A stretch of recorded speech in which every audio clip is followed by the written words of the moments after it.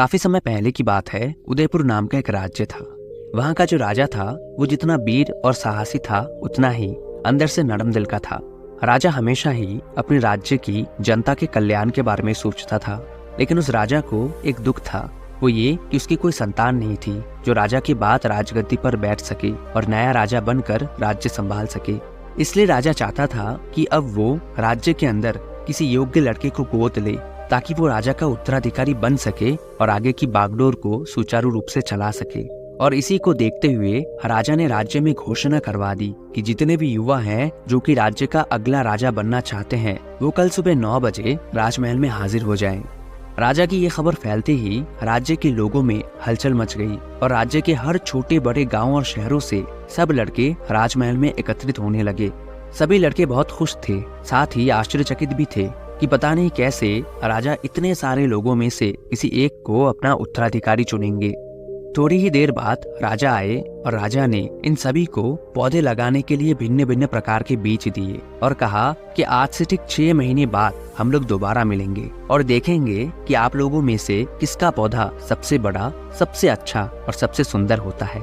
जिसका पौधा सबसे खूबसूरत होगा मैं उसी को इस राज्य का अगला राजा घोषित करूंगा। राजा की शर्त सुनकर सभी लड़के बहुत खुश हो जाते हैं और वे अपनी बीजों की देखभाल के काम पर जुट जाते हैं। कुछ ही दिनों में सभी के गमले में बीज फूटकर पौधे उगने लगते हैं। लेकिन महीना बीत जाने के बाद भी एक लड़का ऐसा था जिसके गमले में वो बीज अभी तक नहीं फूटा था। वो लड़का रोज उसकी देखभाल करता था, समय समय पर पानी देता था, समय समय पर खाद डालता था, लेकिन फिर भी उस बीज में कोई भी बदलाव नहीं आया। देखते ही देखते 3 महीने बीत गए और लड़का परेशान हो गया।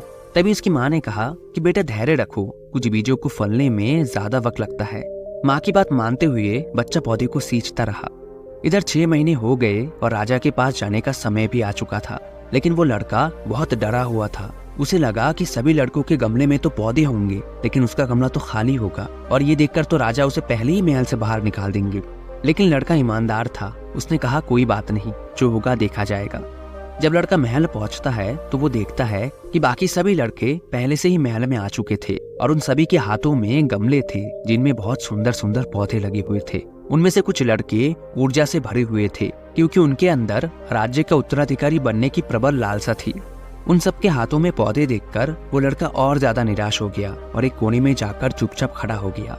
थोड़ी देर बाद राजा आया और राजा ने उन सभी को अपने अपने पौधे पेश करने का आदेश दिया। सभी लड़के अपने अपने पौधों के गमले दिखाने लगे, मगर वो एक बच्चा सहमा हुआ था क्योंकि उसका गमला खाली था। तभी राजा की नजर उस गमले पर गई और राजा ने पूछा कि तुम्हारा गमला तो खाली है। तो लड़के ने डरते हुए कहा कि महाराज मुझे माफ कर दीजिए, मैं आपके दिए गए बीज से पौधा उगाने में असफल रहा, लेकिन मैंने अपनी जी जान लगाकर इस गमले की 6 महीने तक देखभाल की है। राजा उसकी ईमानदारी से बहुत खुश हुआ कि उसका गमला खाली है, लेकिन फिर भी वो हिम्मत करके यहाँ आ तो गया। सभी लड़कों के गमले देखने के बाद राजा ने उस लड़के को सभी के सामने बुलाया। वो लड़का और डर गया। फिर राजा ने वो गमला सभी को दिखाया। सभी लड़के जोर जोर से हंसने लगे और उस लड़के का मजाक उड़ाने लगे। तभी राजा ने कहा कि आप लोग शांत हो जाइए, इतने खुश मत होइए, क्योंकि मैंने अपना निर्णय ले लिया है। आज से यही लड़का इस राज्य का उत्तराधिकारी है, इस राज्य का अगला राजा है।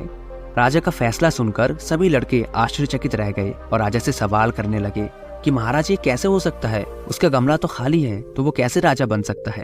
तो राजा मुस्कुराने लगा और बोला कि उस दिन जो बीज मैंने तुम सबको बोने के लिए दिए थे वो सारे बीज बंजर थे, खराब थे, अर्थात उनसे कभी कोई पौधा उग ही नहीं सकता। तो तुम लोगों ने उन बीजों से पौधा कैसे उगा लिया जो कि पहले से ही खराब थे। इसका सीधा सा मतलब ये है कि आप लोगों ने बेईमानी की है। राजा बनने के लालच में आपने झूठ का रास्ता अपनाया है, लेकिन मुझे इस राज्य के लिए एक ईमानदार उत्तराधिकारी की खोज थी और इस लड़के से ज्यादा ईमानदार और कोई हो ही नहीं सकता। ये छोटी सी कहानी हमें बताती है कि जीवन में ईमानदारी से किया गया काम कभी असफल नहीं होता। अगर आप हमेशा सच की राह पर चलते हैं तो बेशक शुरुआत में बहुत मुश्किलें आएंगी, परेशानी होगी, लेकिन आज नहीं तो कल आपको अपनी ईमानदारी का फल जरूर मिलेगा।